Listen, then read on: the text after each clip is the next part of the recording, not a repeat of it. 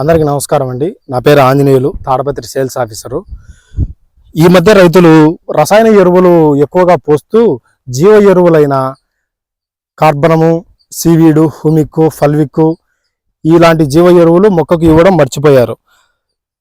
అలా మర్చిపోవడం వల్ల మొక్కను మరి భూమి చౌడుబారిపోయి తన జీవసత్వాన్ని కోల్పోతుంది. కావున ర్యాండమ్ అగ్రోవిట్ ప్రైవేట్ లిమిటెడ్ వారు పైటోజమ్ అనే ప్రొడక్ట్ను తీసుకొచ్చారు. సివిడి ఎక్స్ట్రా అనేది ఉంటుంది అనమాట. ఇందులో 30% ఉంటుంది. ఆ సివిడి ఎక్స్ట్రా సముద్రపు నాచు నుంచి తయారు చేశారు.